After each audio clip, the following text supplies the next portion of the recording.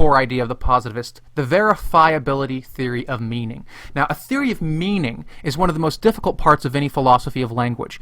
How do words get their meaning? So take two statements, for example. Water is blue and agua es azul. My Spanish is pretty rusty, but I hope I got close enough on that. Typically, we want to say that those two statements mean the same thing. One is in English, one is in Spanish, but they mean the same thing. Any world in which water is blue is true. Agua es azul will also be true. You can't have a world in which one is true and the other is not true. They have the same meaning. But what exactly do we mean by that? What does it mean to say that they have the same meaning? And this is something where Plato says there has to be a world independent of the physical world, a world of the forms where these sorts of statements get their meaning from. And so we need some sort of metaphysical realm, a realm of ideas that's detached from the physical world in order to make sense of this, according to Plato. Aha! But now the logical positivists can rebut this.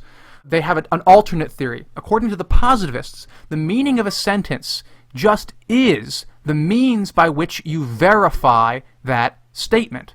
So if you look at water and you see that water is blue, then that's what it means to say water is blue. Anytime you look at water, you will see that it's blue. Of course, it's not true that water is blue in all circumstances. It's only blue in some circumstances, but you get the idea. Set that sort of complication aside.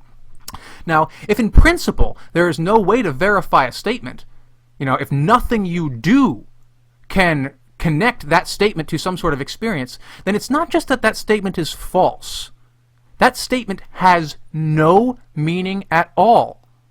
So if I say something like the absolute spirit transcends all human consciousness, that's the sort of thing that Hegel might say, how do I verify that? What experience can I point to show that the absolute spirit transcends human consciousness?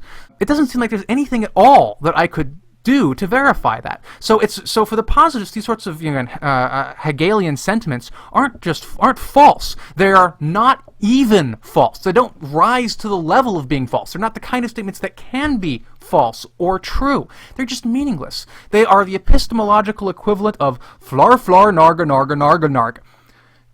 That symbol of that string of sounds has no meaning at all. And in principle, that's exactly the same kind of status that they want to give to these statements about absolute spirit and these other sorts of metaphysical pronouncements that people like Plato and Descartes put forward.